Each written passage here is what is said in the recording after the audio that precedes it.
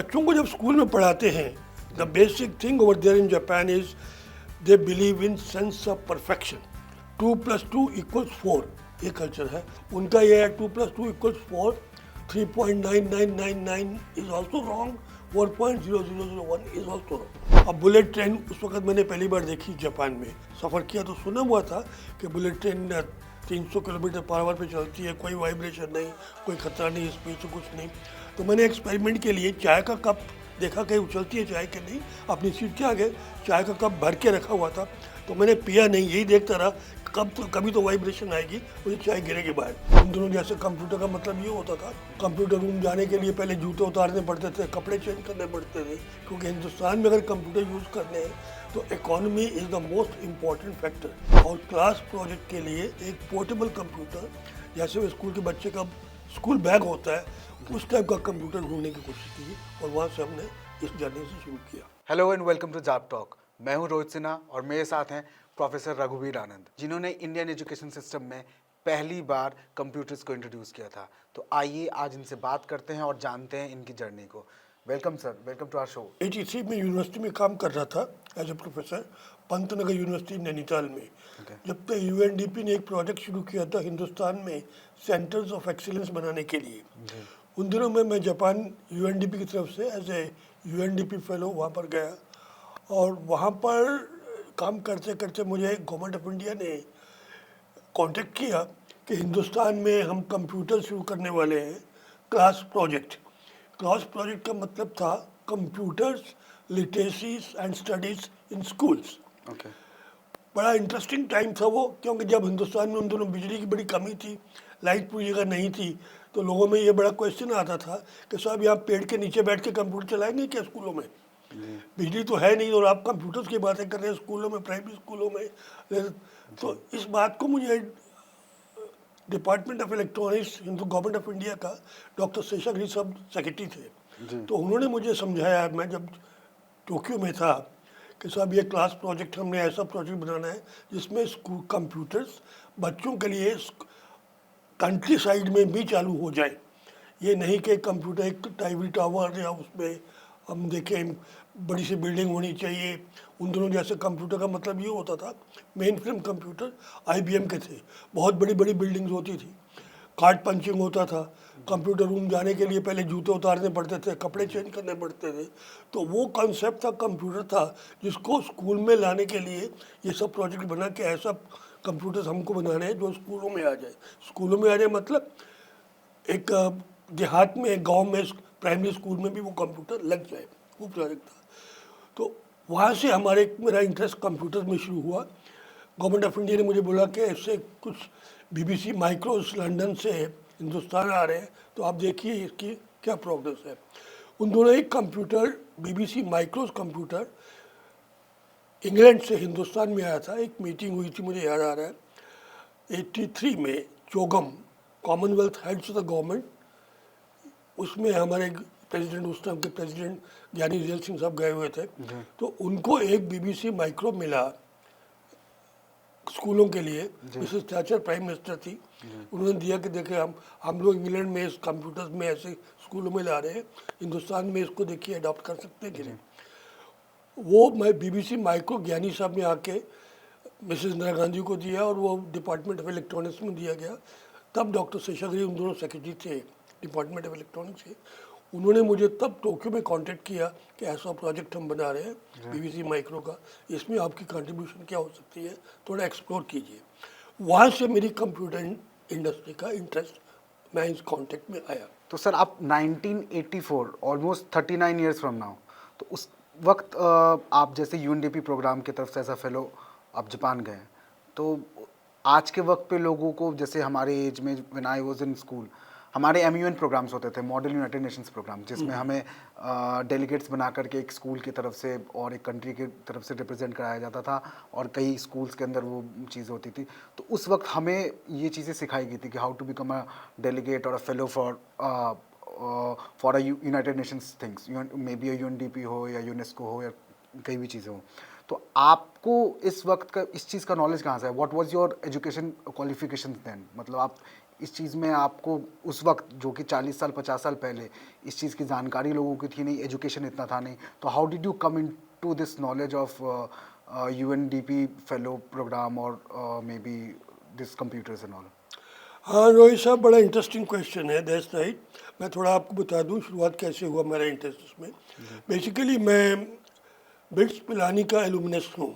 In the year 66, 65, 66 मैंने वहाँ से इलेक्ट्रॉनिक्स में बी का डिग्री वहाँ से लिया था। उसके बाद फिर मैंने एमटेक किया। उसके बाद मैं पंतनगर यूनिवर्सिटी नैनीताल में एज ए प्रोफेसर हुआ टीचिंग में। कम्युनिकेशन सेंटर का मैं इंचार्ज बना दिया गया और वहाँ यस कम्युनिकेशन सेंटर डेवलप हुआ। और तब यूएनडीपी ने कम्युनिकेशन सेंटर्स को सेंटर्स ऑफ एक्सीलेंस बनाने के लिए एक प्रोजेक्ट चालू किया था।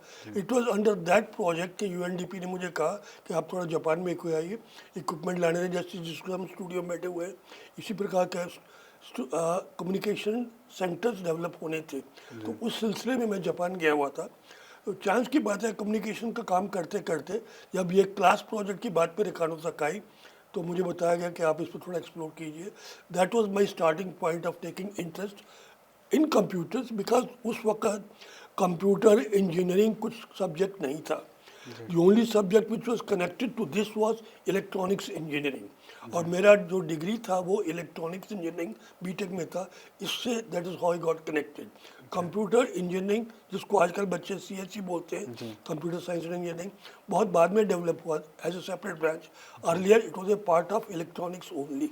तो वहाँ से मेरा ये यूएनडीपी में इसमें शुरू हुआ। फिर मैं कंप्यूटर में आगे बढ़ता गया। जैसे जैसे गवर्नमेंट ऑफ इंडिया ने मुझे बोला कि क्लास प्रोजेक्ट में इंटरेस्ट लीजिए, तो मैंने वो कंप्यूटर के मार्केट सर्वे करना शुरू कर दिया। एम्बेसी वाले, इंडियन एम्बेसी ने मुझे बताया कि ये बड़ा प्रेस्टिजियस प्रोजेक्ट है, तो इसमें आपको जो मदद चाहिए एम्बेसी से हम आपको देंगे, लेकिन आप इसको एक्सप्लोर कीजिए। करते करते ढूंढते हुए वो बीबीसी माइक्रो का कि कहाँ से बनता है, मैं एप्सन वालों के पास गया। क्यों, उन दिनों मेरी जो असाइनमेंट थी एप्सन कॉरपोरेशन जापान के साथ चल रही थी, तो मैं उनके यहाँ काम कर रहा था। उनसे बात करने से पता चला कि ये बीबीसी माइक्रोस हांगकांग में असेंबल हो रहे थे और वहाँ से लंदन जा रहे थे इंग्लैंड में, इंग्लैंड से वो हिंदुस्तान आ रहे थे। और उस वक़्त in terms of Indian rupees ये इंग्लैंड से, इंग्लैंड वाले उसको खरीद रहे थे 2000 रुपये में बीबीसी माइक्रो हांगकांग से, और गवर्नमेंट ऑफ इंडिया को दे रहे थे वो 20,000 रुपये में। इस बात पे डॉक्टर शेषागिरी को बड़ा पिंच कर रहा था कि ये कुछ गड़बड़ है इसमें। तो उन्होंने मुझे बोला कि आप इसको देखिए ये कहाँ से आ रहे हैं, इसका कॉस्ट एनालिसिस क्या है, इसकी इकोनॉमी क्या है, क्योंकि हिंदुस्तान में अगर कंप्यूटर यूज़ करने हैं तो economy is the most important factor. स्कूलों में कंप्यूटर देने हैं तो हम लाखों रुपए तो खर्च नहीं कर सकते IBM फ्रेम, मेन फ्रेम की तरह। तब से मैंने वो एक्सप्लोर करना शुरू किया और क्लास प्रोजेक्ट के लिए एक पोर्टेबल कंप्यूटर, जैसे वो स्कूल के बच्चे का स्कूल बैग होता है, उस टाइप का कंप्यूटर ढूंढने की कोशिश की और वहाँ से हमने इस जर्नी से शुरू किया। जी, तो सर आप 84 में जापान गए या फिर उससे पहले गए? उससे पहले गए तो आप जब उसके पहले गए तो व्हाट वाज योर विज़न? जब आप वहाँ जापान गए थे तो आपका विज़न तो एक तो कंप्यूटर ढूंढना था, कॉस्ट एनालिसिस करना था, बाकी आपके अगर मैं काम से हटकर बोलूँ तो how was Japan that time? मतलब कल्चरल डिफरेंस क्या थी, कल्चरली क्या डिफरेंस महसूस हुआ, क्या खाना आपको पसंद आया नहीं आया, व्हाट वाज दैट? रोहित जी, बड़ा इंटरेस्टिंग है। जापान और इंडिया का कल्चरल एनालिसिस कभी करें जी तो वेरी इंटरेस्टिंग। कुछ चीज़ें हमारी रूट्स में जो हिंदुस्तान में है जापान में भी है, जी कॉमन कल्चर है थोड़ा सा। लेकिन अगर वो लाइफस्टाइल में आके देखें तो Japan is always 20 years ahead of India, always. जो चीज़ें अब हम देख रहे हैं, मोबाइल फ़ोन और जो मेट्रोज और ये वो, अब बुलेट ट्रेन उस वक्त मैंने पहली बार देखी जापान में, तो आई वॉज सरप्राइज कि बुलेट ट्रेन में पहली बार जब सफ़र किया तो सुना हुआ था कि bullet train 300 kilometre per hour पे चलती है, कोई वाइब्रेशन नहीं, कोई खतरा नहीं, स्पीड से कुछ नहीं। तो मैंने एक्सपेरिमेंट के लिए चाय का कप देखा कहीं उछलती है चाय के नहीं, अपनी सीट के आगे चाय का कप भर के रखा हुआ था, तो मैंने पिया नहीं, यही देखता रहा कि इसका कभी तो वाइब्रेशन आएगी और ये चाय गिरेगी बाहर, लेकिन चाय गिरी नहीं। मेरी जर्नी पूरी हो गई, वैसे की वैसे थी। तो मुझे वो कंडक्टर ने बोला कि आपने चाय नहीं पी, तो मैंने उस मुस्कुरा के दिया कि मैं कंपेयर कर रहा था कि हिंदुस्तान में यहाँ का कल्चरल डिफरेंस क्या है, टेक्नोलॉजिकल डिफरेंस क्या है। तो टेक्नोलॉजी आज की डेट में भी हमसे वो 20 साल आगे है। जब मैं वहाँ गया और जब मैं वापस आया, गया तो बड़ा अच्छा लगा कि इतनी लाइफ होती है, जब वापस आया तो लगा मैं स्टोन एज में वापस आ गया। तो रीज़न क्या है sir, why Indians are 20 years behind Japan? They are very dedicated people, very very dedicated people. उनका मैं आपको बताऊँ, क्योंकि मैं जो टीचिंग से संबंध रखता यूनिवर्सिटी में था, बच्चों को जब स्कूल में पढ़ाते हैं, the basic thing over there in Japan is they believe in sense of perfection. वो चालू, जो हिंदुस्तान में हम बोलते हैं चलता है कल्चर है कि काम किया, थोड़ा सा चालू हो गया, टीवी में थोड़ा तस्वीर आ गई, थोड़ी परफेक्ट नहीं हुई तो भी मार्केट में डाल देंगे। वहाँ पर ये कल्चर नहीं है। 2+2=4 ये कल्चर है। हम लोग 2+2 3.9 भी आ जाता है तो मान लेते हैं अच्छा है, या 4.01 कहते हैं तो बहुत बढ़िया है। उनका ये है 2+2=4, 3.9999 is also wrong, 4.0001 is also wrong. ये तो मैथमेटिकल कल्चर है। आम आदमी के लिए, जैसे हम बैठे हुए हैं हिंदुस्तान में, जब मैं था तो मेरे कोट का या शर्ट का 5 बटन में से एक टूटा हुआ है तो मुझे फ़र्क नहीं पड़ता था, मैं ऑफिस में चला जाता था। लेकिन जापान में मैंने देखा किसी का एक बटन भी टूटा हुआ है तो वो ऑफिस में वो शर्ट पहन के नहीं आएगा। It has to be all, tie होनी चाहिए, सूट होना चाहिए, सॉक्स होने चाहिए। कहने का मतलब ये है कि दे बिलीव इन परफेक्शन। बेसिक डिफरेंस यही है। हमारा चालू कल्चर है, उनका चालू नहीं है, परफेक्ट है। जो काम करेंगे जब तक वो पूरा 2+2=4 नहीं हो जाएगा उसको वो मार्केट में रिलीज नहीं करेंगे। ये लाइफ का डिफरेंस है। आहिस्ता से हम आगे बढ़ रहे हैं, लेकिन वो अभी भी दुनिया से 20-30 साल आगे चल रहे हैं अभी भी। Mister Seshadri was in Indira Gandhi के टर्म पे थे वो, तो हाँ, बिफोर राजीव गांधी। तो कंप्यूटर्स की शुरुआत तो जो लोगों को पता है कि राजीव गांधी ने किया था, तो आपके द्वारा ये पता चल रहा है कि ये एक्चुअली स्टार्ट हुआ था इंदिरा गांधी के टर्म पे। हाँ, दैट्स राइट। 83 की बात है जब ये प्रोजेक्ट बना था, क्लास प्रोजेक्ट, जिसको मैं बोल रहा हूँ। Class project means computer literacy and studies in school, CLASS। ये प्रोजेक्ट मिसेस गांधी के टाइम पे बना था। डॉक्टर एन शेषागिरी तब डिपार्टमेंट ऑफ इलेक्ट्रॉनिक के वो सेक्रेटरी थे, और ज्ञानी रेल सिंह साहब हमारे प्रेसिडेंट थे उन दोनों।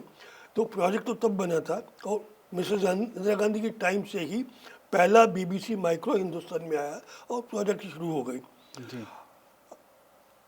मुझे गवर्नमेंट ऑफ इंडिया ने जब बोला था डॉक्टर शेषागिरी साहब ने कि कुछ कंप्यूटर का देखिए हिंदुस्तान में कैसे आने हैं, तो मैंने एप्सन वालों से कांटेक्ट किया, क्योंकि मैं वहाँ काम कर रहा था, कि आपको अगर हिंदुस्तान में अपनी कंप्यूटर इंडस्ट्री खोलनी है, it's a big market, the whole world knows कि इतनी बड़ी मार्केट दुनिया में और कहीं नहीं है, तो आप थोड़ा हमारी मदद कीजिए और हिंदुस्तान में ये क्लास प्रोजेक्ट में थोड़ा हमारा हाथ दीजिए। तो उन दिनों डॉक्टर नाकामुरा थे जापान के, एप्सन के चेयर हमारे बॉस थे, तो उन्होंने भी इसमें इंटरेस्ट लिया। तो हमने ये अल्टीमेटली डिसाइड किया कि हम हिंदुस्तान चलते हैं और कुछ computers as a free gift government of India को देते हैं थ्रू NCERT, क्योंकि NCERT वॉज द प्रोजेक्ट जो चला रहे थे, क्लास प्रोजेक्ट। NCERT मतलब national council of education research and training. तो तभी हमने डिसाइड किया कि कुछ कंप्यूटर्स आपको गवर्नमेंट ऑफ इंडिया को एज ए फ्री गिफ्ट देते हैं, और उनको स्कूलों में अब एक रिस्पॉन्सिबल लेवल पे चालू करके देखें कि इसको आगे बढ़ते हैं। तब हमने 20 computers and 20 printers, portable computers जो बैटरी से चलते थे, क्योंकि उन दोनों कंप्यूटर का मतलब लोग होता था कि बड़े बड़े कंप्यूटर, IBM के मेन फ्रेम ये वो, तो उसको कौन हिंदुस्तान में लेगा, इकॉनमी नहीं है, बिजली नहीं है। तो वो कंप्यूटर थे जो बैटरी से चलते, जैसे आपकी टॉर्च सेल होती है, उसी में एक छोटा सा प्रिंटर भी लगा देते थे हम। तो वो कंप्यूटर 20 कंप्यूटर्स और 20 प्रिंटर्स, वो मॉडल का नाम अभी मुझे याद है, HX20 कंप्यूटर का मॉडल था और LX80 प्रिंटर का मॉडल था, डॉट मैट्रिक्स प्रिंटर। वो हमने डिसाइड किया कि हम गवर्नमेंट ऑफ इंडिया को एज ए फ्री गिफ्ट देते हैं। मिस्टर आनंद स्वरूप उन दोनों कॉमर्स सेक्रेटरी थे गवर्नमेंट ऑफ इंडिया में, वो किसी टाइम पे हमारे वाइस चांसलर भी रहे थे, इसलिए मैं उनसे डायरेक्ट मेरी बात हो जाती थी। तो उनसे जब बात किया तो उन्होंने सब अरेंज किया कि हाँ फ्री गिफ्ट मिल रही है तो लेके आइएगा। तो हम लोग अल्टीमेटली जापान एप्सन के साथ और मैं था उनके साथ, तो 20 कंप्यूटर्स और 20 प्रिंटर्स लेके हिंदुस्तान आए। NCERT में मिसेस शीला कौल थी एजुकेशन मिनिस्टर, और विज्ञान भवन में 30 अक्टूबर 1984 शाम को एक प्रेजेंटेशन फंक्शन था, उसमें हमने गवर्नमेंट ऑफ इंडिया को ये एज ए फ्री गिफ्ट दिया एनसीईआरटी को कि आप स्कूल में इन कंप्यूटर्स को ट्राई कीजिए बीबीसी जगह पे, तो देखिए ये कैसा अगर है तो हम इसको आगे बढ़ेंगे। तो बहुत अच्छा फंक्शन रहा। 30 अक्टूबर की शाम को विज्ञान भवन में था, उसके बाद डिनर था, गवर्नमेंट के सब लोग आए हुए थे, सब कुछ हुआ, तो कंप्यूटर दे दिए गए। Unfortunately, next day morning, 31st को, when I was sleeping, I got a phone call from my Japanese friends informing me that your prime minister has been assassinated. Country का माहौल बदल गया, तो उन्होंने फॉरेन वो तो वापस चले गए, मुझे उन्होंने बोला कि आप अभी यहाँ वापस रुकिए और जो हमने काम किया है ये कहीं ख़त्म ना हो जाए, इसको थोड़ा चालू रखिएगा।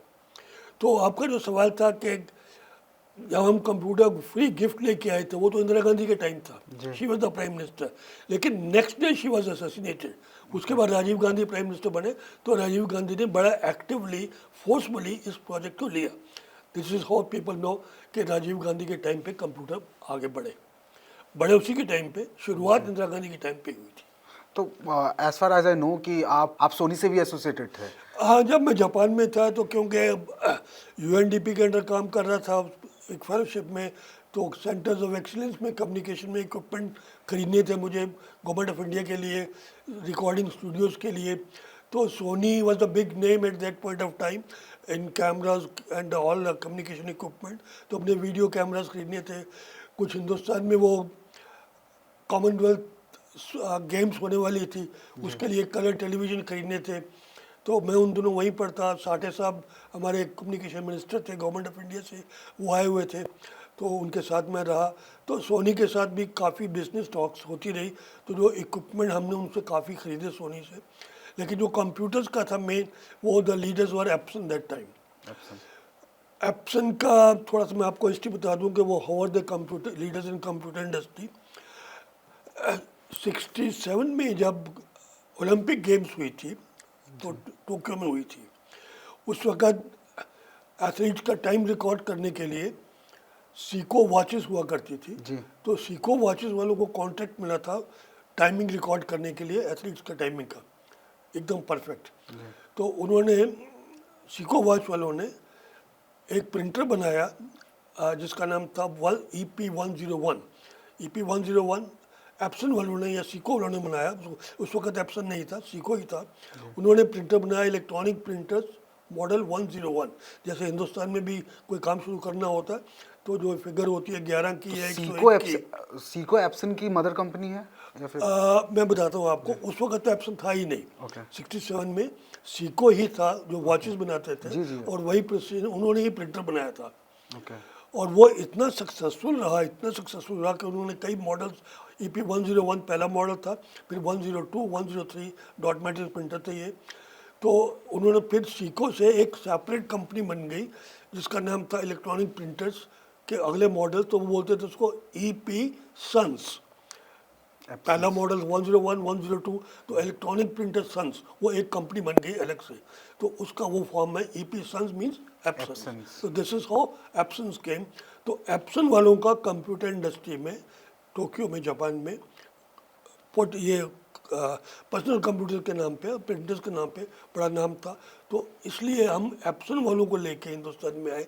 सोनी वाले तो इक्विपमेंट खरीदते थे, रिकॉर्डिंग इक्विपमेंट, कलर टीवी और ये वो। जब कॉमनवेल्थ गेम्स होनी थी तो सोनी के साथ बिजनेस थी, और कंप्यूटर की बिजनेस थी वो हमारी एप्सन के साथ शुरू हुई।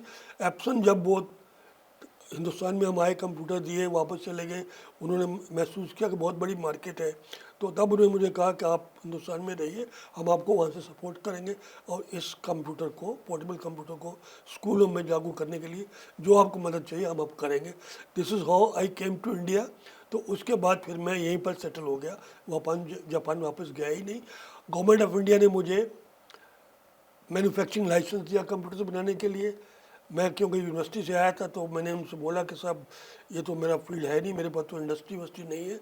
तो government of India was very kind to give me manufacturing license for computers in the year 1984।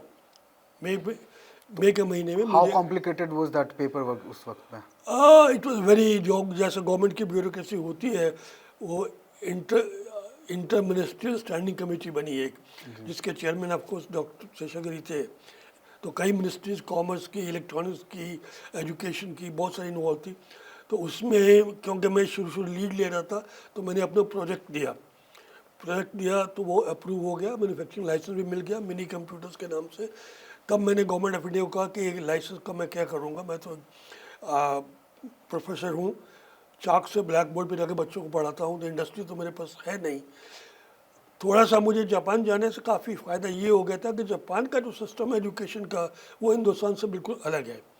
यहाँ पर तो हम ब्लैक बोर्ड पे और क्लासरूम में काम करते हैं, वहाँ हम स्टूडेंट्स इंडस्ट्री में काम करते हैं। और जितने भी कोर्सेज होते हैं यूनिवर्सिटी में डेवलप करने के लिए, वो इंडस्ट्री करती है। जैसे यहाँ पर यूजीसी अपना यूनिवर्सिटी ग्रांट्स कमीशन ये कंट्रोल करता है, वहाँ पर इंडस्ट्री कंट्रोल करती है, मिनिस्ट्री ऑफ इंफॉर्मेशन टेक्नोलॉजी बोलते हैं उसको, तो वो कंट्रोल करती है। तो मैंने कहा मेरे पास तो इंडस्ट्री हमारा है नहीं, जापान में तो मिल जाती थी, यहाँ मैं कैसे कंप्यूटर बनाऊँगा। तो government of India was very kind, उन्होंने मुझे अपनी एक फैक्ट्री अलॉट कर दी यहाँ पर, ओखला इंडस्ट्रियल एस्टेट फेज़ 3 में, जहाँ आज भी मैं काम कर रहा हूँ, मेरी वो फैक्ट्री है। वो मुझे बिल्डिंग उन्होंने अलॉट कर दी, मैन्युफैक्चरिंग लाइसेंस दे दिया, एप्सन वालों के साथ मेरा लियन था, वो हो गया। This is how I came to computer industry. I shifted from university to industry, which is very rare in India. Normally यहाँ पर यूनिवर्सिटी से रहती है, इंडस्ट्री से रहती है। मैं यूनिवर्सिटी से था, लेकिन जापान में रहने के बाद जब गवर्नमेंट में वापस आया, इंडस्ट्री मिल गई, तो I shifted from university to industry. और वेरी इंटरेस्टिंग सब्जेक्ट था। जब यूनिवर्सिटी में तो हम ब्लैक बोर्ड में बड़े करोड़ों रुपए का प्रोजेक्ट 1 घंटे के लेक्चर में बना देते थे, लेकिन इंडस्ट्री जब शुरू करनी पड़ी, तो what you write, what you sign, you have to bear it. वो पैसा का बंदों को एक एक पैसे का हिसाब रखना पड़ता था। This is but anyway came to industry. अब 40 साल ऑलमोस्ट हो गए मैं इस इंडस्ट्री से जुड़ा हुआ हूँ। तो sir, I think Suchinta Anand, who happens to be your wife, she was the first computer entrepreneur in India. So how did that happen? That's right. जब मैं हिंदुस्तान में आया तो Mrs Suchit Anand, we both of us were teaching in Pantnagar university in Nainital. तो मैं तो इसमें आ गया, यूएन फेलोशिप में गया, फिर इंडस्ट्री में आ गया, तो टीचिंग छोड़ दिया। But Mrs Anand, I told her कि पता नहीं ये प्रोजेक्ट हमारा सक्सेसफुल होता कि नहीं होता, you continue as a teacher in the university only, and once it is I'm comfortable with that, I gain the confidence that we can run it, तब आप कोई डिसीजन आगे लेना हो तो लीजिएगा। तो जब मैं कंफर्टेबल हो गया, तो Mrs Suchint Anand, she resign from her university job and join me in Altech. और फिर उसमें मैंने उनको एक अलग से काम दिया, क्योंकि जब उन्होंने देखा कि मुझे एक अलग प्रोजेक्ट मिला, तो उनको कंप्यूटर कीबोर्ड्स और कंप्यूटर मॉनिटर बनाने का काम, उनको थोड़ा ट्रेनिंग दिया। अंडर फिक्की लेडीज़ ऑर्गेनाइजेशन एक ऑर्गेनाइजेशन थी, वो भी क्लास प्रोजेक्ट में विमेन एंटरप्रेन्योर्स को प्रमोट कर रही थी। तो शी जॉइन दैट प्रोग्राम, और उसकी 6 महीने की ट्रेनिंग करने के बाद उसको लगा कि मैं अब कंप्यूटर इंडस्ट्री में एज एंसिलरी काम कर सकती हूँ, और मुझे तो एक्सपीरियंस था ही। तो उनको कंप्यूटर कीबोर्ड्स और मॉनिटर्स बनाने का सेपरेट प्रोजेक्ट उन्होंने तैयार किया। Of course I was also involved in that. और उन्होंने जब वो प्रोजेक्ट किया, गवर्नमेंट को दिया कि हम कीबोर्ड्स और मॉनिटर्स बनाएंगे, तो उनको भी एक सेपरेट फैक्ट्री मिल गई, अलॉट हो गई। उनकी कंपनी का नाम था, मेरी कंपनी का नाम है एलटेक, ALTEK, जो हम कंप्यूटर बनाते थे। उनकी कंपनी का नाम था ELTEK, वो भी एलटेक की प्रोनाउंस होती थी, लेकिन शुरुआत ई से होती थी। The difference was A stand for Adam, E stand for Eve. तो उनको कंपनी थी उन दिनों। She was the first women computer entrepreneur in hardware, making keyboards and monitors. पास में थी, तो उनका सारा प्रोजेक्ट मैं ही उठाता था, कंप्यूटर कीबोर्ड भी, मॉनिटर भी, और पूरा सिस्टम बना के गवर्नमेंट ऑफ इंडिया को मार्केट में। तो ये एडम ईव वाला कॉन्सेप्ट किसका था, आपका था? एलटेक तो मेरा था, एडम वाला। एप्सन ई जो EPSON जो था, ELTK, वो ई स्टैंड फॉर ईव। वो कीबोर्ड मॉनिटर वो मैडम मिसेस सुचिंता आनंद का था। देवर 3 लेडीज, उनका अपना सेपरेट बिल्डिंग था, सेपरेट मैनेजमेंट थी। ये एडम और ईव, जो ए और ई से ये कॉन्सेप्ट आप आए थे या बाय चांस ऐसा Yeah, it was no. I thought about this कि नाम तो हम basically the two companies are the same. They are closely related. तो लेकिन ये इसमें men काम कर रहे हैं, उसमें women काम कर रही है. A stands for Adam, E stands for Eve. ऐसे वो नाम नमक दे दिया. तो उनका था वो Epson Peripherals Private Limited, मेरा था Altec Devices Private Limited. तो वो भी she worked a lot, very good. अच्छा उनको रिकग्निशन मिला, उनके कीबोर्ड्स बहुत पॉपुलर हुए हिंदुस्तान में. टेक्टाइल स्विच बनाते थे वो लोग, लेते थे, और गवर्नमेंट में अच्छा नाम कमाया उन्होंने. एंड बहुत सारा टीवी सीरियल भी बने कि women coming from university in teaching line. Basically उनका जो सब्जेक्ट था वो संस्कृत का सब्जेक्ट था. तो people were astonished it's Sanskrit teacher getting into IT industry. So that gave a big lift and good publicity job. तो इसलिए उनको वो first women entrepreneur computer industry में गिनी जाती रही. और आज भी वो अभी भी अपना एक्टिव काम कर रही है. How did your journey started, I mean both of you, since मैं मतलब ये एक जैसे मैंने आपको बताया 83-84 में मुझे लाइसेंस मिल गया, फैक्ट्री मिल गई, मैंने कंप्यूटर बनाने शुरू कर दिए. 87 में जब मैं कंफर्टेबल हो गया, मिसेस आनंद ने पंतनगर यूनिवर्सिटी जॉब छोड़ के मुझे ज्वाइन किया. फिर जब मुझे ज्वाइन किया तो शी ऑल्सो हैड एस्पिरेशन कि मैं आपकी तरह अपनी अलग कंपनी खोलूँ. तो उनको मुझसे मदद लिया और देयर वर 3 लेडीज़. उनका अपना ग्रुप था, तो उन्होंने अपना एक कंपनी सेपरेट बनाई. और वो कंप्यूटर कीबोर्ड्स बना रहे थे, मॉनिटर बना रहे थे, मैं कंप्यूटर बना रहा था. तो 2 वर इंडिपेंडेंट. तो आज भी दोनों कंपनी इंडिपेंडेंट काम कर रही है. तो सिंस 84 मतलब लेट 80s और अर्ली 90s में who were the major players that time computers में इंडिया में? आज की डेट में 84 में उनको HCL था, हार्डवेयर में सबसे बड़ा नाम उसका HCL का हुआ करता था. विप्रो था, कुछ साउथ इंडियन की कंपनी थी श्रीनिवासन सबकी, उनका था नाम मैं थोड़ा भूल रहा हूँ. हाँ, स्टर्लिंग इलेक्ट्रॉनिक्स.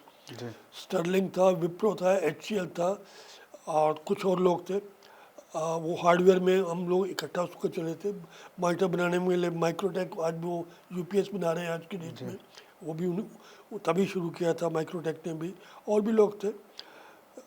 तो 84 से ये काम चलता रहा. शुरू में 84-85 में जब मैं काम कर रहा था तो मुझे आल्टेक को मार्केटिंग का एक्सपीरियंस तो था नहीं. I was under the protection of government of India, teacher में थे तो वही रहा. तो मैं अपने कंप्यूटर्स बना के गवर्नमेंट में, जैसे अपट्रॉन है, माइलस्टोन है, ये एजेंसी इलेक्ट्रॉनिक की, तो कंप्यूटर बना के इनको दिया करता था. वो आगे मार्केट करते थे अपना नाम दे के. बाद में 5-6 साल के देखा मेरा प्रोडक्ट कंफर्टेबली मार्केट में बिक रहा है, तब हमने इंडिपेंडेंटली काम शुरू कर दिया. लेकिन हम लोग काम अपना सिर्फ गवर्नमेंट में ही किया. हमने प्राइवेट इंडस्ट्री में काम जाने की हिम्मत नहीं रखी, क्योंकि पेमेंट्स का थोड़ा बड़ा डाइजी रहता है. इसलिए हमने गवर्नमेंट में काम किया. पहले शुरू में अपटॉन और गवर्नमेंट के नाम से वो कंप्यूटर बिकते थे, बाद में हमने अपने नाम से करने शुरू कर दिया. और आज की डेट तक भी हम अब गवर्नमेंट में ही काम कर रहे हैं, जेम के थ्रू काम कर रहे हैं. और गवर्नमेंट अब तो इंडस्ट्री में बहुत चेंजेस आ गए तब से और अब के, लेकिन very comfortable, ease of business बहुत अच्छा हो गया है. So do you have any story और एनी एक्सपीरियंस विथ मतलब विप्रो के ओनर के साथ कि बीइंग अ कॉम्पिटिटर, एक टाइम पे शुरू किया है विप्रो को ओनर हो, या फिर जो भी उस टाइम के बड़े कॉम्पिटिटर, बड़े प्लेयर्स हैं जो आज के डेट में प्लेयर्स हैं? Do you have any story for our viewers to know about it? पहले शुरू में जब मैंने जब कंप्यूटर लिए तो उसी टाइम पे विप्रो को एप्सन वालों ने ही प्रिंटर्स का प्रोजेक्ट दिया था. तो तब ये हुआ था उन्होंने शुरू की स्टेजेस में कि प्रिंटर्स का काम तो विप्रो वाले करेंगे, और कंप्यूटर्स का क्लास प्रोजेक्ट वाले कंप्यूटर, छोटे कंप्यूटर्स स्कूल में चलाने वाले, वो आल्टेक को दे दिए गए. तो we were not competitors, we were complementary to each other. Computer हम बना रहे थे, प्रिंटर मैं उनसे ख़रीदा करता था. और HCL वाले थे, वो अपने वर्क हॉर्स उस टाइप के टेबल टॉप पर्सनल कंप्यूटर बना रहे थे, उनसे थोड़ा कंपटीशन था. लेकिन बड़े player like Wipro and all that, इनसे कभी कंपटीशन नहीं रहा, क्योंकि वो हम एक कम्प्लीमेंट्री एक दूसरे के साथ रहे. और कोई ऐसा बिजनेस हमने बहुत एंजॉय किया अपने लोगों के साथ. स्टर्लिंग इलेक्ट्रॉनिक्स के साथ कंपटीशन था, लेकिन हम कंपटीशन से दूर रहे, क्योंकि कंपटीशन ज़्यादा टफ होता है प्राइवेट इंडस्ट्री में. उसमें पैसा चाहिए होता है एडवर्टाइजमेंट करने के लिए. आपको बड़ी बड़ी प्रेस एडवर्टाइजमेंट देनी पड़ती है, एक पेज का प्रेस में एडवर्टाइजमेंट देने के लिए लाखों रुपए खर्च आता है। वो हमारे रिसोर्सेज बीइंग ए टीचर हमारे पास नहीं थी, इसलिए we confined our sales only to the government sector, जबकि बाकी लोगों ने वो प्राइवेट सेक्टर डोमिनेट कर रखा था, क्योंकि उनके पास पब्लिसिटी मटेरियल हैंडल करने के लिए काफ़ी जैक्स थे जो हमारे पास नहीं थे।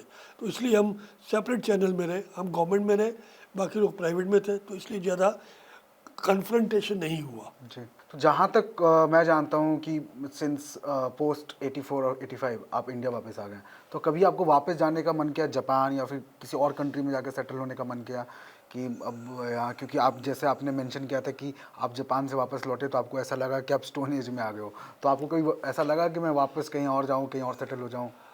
Very interesting. एक बार मैं अपनी फैक्ट्री में था, जी। छोटी सी फैक्ट्री थी, 200 गज की 150 गज की फैक्ट्री में, तो ओखला इंडस्ट्रियल एस्टेट में, मॉडल इंडस्ट्रियल एस्टेट, तो वीआईपीज काफ़ी विजिट करने आया करते थे इस स्टेट को। दिल्ली गवर्नमेंट के जैसे कोई एलजी साहब नए आए, चीफ मिनिस्टर नए आए, गवर्नमेंट जो मिनिस्टर आए, अडवाणी जी आए, तो वो इस स्टेट को देखने आते थे। उन दिनों क्योंकि हमारा I was the first one the computer industry, तो हमारी फैक्ट्री में उनका विजिट जरूर होता था, ये दिखाने के लिए नंबर वन कि एक टीचर यूनिवर्सिटी छोड़ के इंडस्ट्री में कैसे आ जाता है, और दूसरा जो कंप्यूटर इंडस्ट्री का नाम था लोगों के दिमाग में था कि बहुत बड़े बड़े बिल्डिंग होती है, वो दिखाने के लिए कि ये तो अब एक छोटे से कमरे में कंप्यूटर कैसे बनाते हैं। आए वहाँ पर वो देखते थे, लेकिन हमारी फैक्ट्री हमेशा वो स्कूल की, क्योंकि स्कूलों के लिए कंप्यूटर बनाते थे, तो उसी लेवल में, छोटे लेवल में काम किया। कोई दिक्कत कभी नहीं आई, गवर्नमेंट से पूरा प्रोटेक्शन मिला। हाँ, जो आपका सवाल था कि वापस जाने के लिए, क्योंकि ये इंडस्ट्री में जब शुरू किया तो इंडस्ट्री का मतलब होता है, रोहित जी बड़ा अच्छा था, कुछ लोगों ने मुझसे पूछा, जो आप सवाल आपने पूछा, ये उन दोनों उन लोगों ने भी मुझसे पूछा था कि आपको कंफर्टेबल है यूनिवर्सिटी आके इंडस्ट्री में, तो आप रिजल्ट्स आपको ठीक मिल रहे हैं, पैसा ठीक मिल रहा है, कंफर्ट मिल रहा है, तो मेहनत तो करनी पड़ती है इंडस्ट्री चलाने के लिए, आपको भी पता होगा। इंडस्ट्री का मतलब ये है इंडस्ट्री, अगर आप इस वर्ड शब्द को तोड़ें तो you have to go in dust, tree आएगा बाद में, पहले ट्री आने की कोई उम्मीद नहीं, इसलिए तो उसमें जब मैं घुस गया, इंडस्ट में घुस गया और ट्री की उम्मीद कर रहा था, तो इतना बिजी हो गया कि कभी टाइम ही नहीं मिला सोचने के लिए कि मैं वापस जापान भी जाऊँ, क्योंकि फंस गया था उसके मुझसे। और गवर्नमेंट में जब काम आप करते हैं तो 3-3 साल की गारंटी वारंटी देनी पड़ती है, घुसना भी गवर्नमेंट के काम में मुश्किल है और निकलना उससे भी ज़्यादा मुश्किल है, तो इसलिए उसमें काम में इतना इन्वॉल्व हो गया मैं कि बाहर जाने का कभी सोचने का भी टाइम नहीं मिले। लेकिन हाँ, मेरे बच्चे जो थे उनको ये लगता था कि काम फंस गए हैं हमें, तो वो कभी हिंदुस्तान में नहीं रहे। My son is settled in US, he is American citizen over there. हमारी बेटी आई, शी इज़ मेडिकल डॉक्टर, वो पहले इटली चली गई थी, अब जब देखा my parents are getting old, तो she has come back to India. लेकिन मुझे कभी वो नहीं आया कि मैं कहाँ फंस गया, मैं काम में इतना उलझ गया कि आई एन्जॉयड माई वर्क, इसलिए कभी वो नहीं लगा। Because the maximum I had seen कि what is the maximum standards of life in Japan, जब एक बार फील कर लिया तो उसके बाद ख़त्म हो गया चार। वो तब तक होता है जब तक हमने नहीं देखा होता कि बाहर कैसा है, तो बाहर जाने का मतलब होता है। जब देख लिया और फिर वापस आके अपने काम में लग गए, तो फिर वापस जाने का कभी सोचा ही नहीं मैंने। I am comfortable with my life in India itself. बच्चों को नहीं पसंद वो अपने वहीं पर है। तो सर उस वक्त आपकी इतनी लंबी जर्नी रही है, मोर देन 40 इयर्स, तो इतने बड़े टाइमलाइन में कोई ऐसी मेजर इंसिडेंट ज्योग्राफिकली, पॉलिटिकली कुछ भी इंडिया के साथ ऐसा हुआ हो जो आपको डायरेक्ट इफेक्ट किया हो अपने आपको, या फिर और it might be a very helpful to you अभी आज के टाइम पे, ऐसा कुछ ऐसा? जर्नी के various stages of this journey in computer industry मैं आपको थोड़ा नरेट करता हूँ शॉर्ट में। उन दिनों जब काम शुरू किया था तो गवर्नमेंट की ब्यूरोक्रेसी इतनी स्ट्रांग हुआ करती थी। ब्यूरोक्रेसी का एग्जांपल मैं आपको बताता हूँ कैसे। इंदिरा गांधी के बाद जब राजीव गांधी प्राइम मिनिस्टर बने और उनको कंप्यूटर इंडस्ट्री भी बहुत इंटरेस्ट था, ट्रांसफॉर्मेशन किए, और कंप्यूटर इंडस्ट्री नई थी, तो उन दिनों सबसे पहला काम उन्होंने किया राजीव गांधी साहब ने कि नई एजुकेशन पॉलिसी बनाई। कंप्यूटर को आगे बढ़ाने के लिए क्लास प्रोजेक्ट था कि कंप्यूटर स्कूलों में जाए, तो न्यू एजुकेशन पॉलिसी बनी। न्यू एजुकेशन पॉलिसी की ड्राफ्ट में मुझसे भी काफ़ी मैंने भी काफ़ी काम किया, क्योंकि इस इंडस्ट्री से जुड़ा हुआ था। और उन दिनों एजुकेशन सेक्रेटरी वन मिस्टर आनंद स्वरूप हुआ करते थे, IAS ऑफिसर। वो किसी टाइम हमारे वाइस चांसलर भी रहे थे, तो उनको मैं जानता था, तो उनके साथ काफ़ी मेरा इंटरेक्शन हुआ करता था। कंप्यूटर के बारे में जो इंटरेस्टिंग एग्जांपल मैं आपको बताऊँ कैसे होता था। एजुकेशन पॉलिसी का ड्राफ्ट बना, उन दिनों टाइप राइटर्स होते थे, आजकल तो ख़त्म हो गए, कंप्यूटर आ गए। उन दिनों कंप्यूटर थे नहीं, तो हर प्रोजेक्ट टाइप राइटर पे होता था। अब जब वो टाइप राइटर मैन्युस्क्रिप्ट बना के उनके साथ अप्रूवल लेने के लिए सेक्रेटरी लोग जब प्राइम मिनिस्टर के ऑफिस में जाते थे और वो एजुकेशन पॉलिसी, तो राजीव गांधी साहब इतने नाराज़ होते थे वो प्रोजेक्ट के कि ये टाइप राइटर है, इसको ले जाओ, फेंक देते थे। मुझे कंप्यूटर का प्रिंट आउट चाहिए, मैं उससे देखूंगा, उनको इतना इंटरेस्ट था उसमें। तो फिर वो आप करते थे, तो फिर उस टाइप राइटर वाले पेपर को हम लोग कंप्यूटर से प्रिंट आउट निकालते थे। पहले वो टाइप राइटर ही होता था, उससे कंप्यूटर में प्रिंट आउट निकालते थे। एजुकेशन मिनिस्ट्री में मैं जुड़ा हुआ था, और वो प्रिंट आउट लेके मेरा पहला काम वही होता था कि जितने भी वो डाटा एंट्री का काम उस समय बोलते थे, एजुकेशन पॉलिसी का टाइप राइटर से रिपोर्ट बनती थी, उसको मैं कंप्यूटर का टाइप करके उसका प्रिंट आउट निकाल के मिनिस्ट्री में देता था। और तब वो जब प्रिंट आउट जाता था तो राजीव गांधी साहब बड़े खुश होते थे, हाँ ऐसा काम हमको चाहिए। तो कंप्यूटर इंडस्ट्री, उन्होंने मतलब लिटरली राजीव गांधी साहब को ये क्रेडिट जाता है कि टाइपराइटर्स निकाल दिए, ख़त्म कर दिए, जो पहले हिंदुस्तान का एक बहुत बड़ा हिस्सा थे।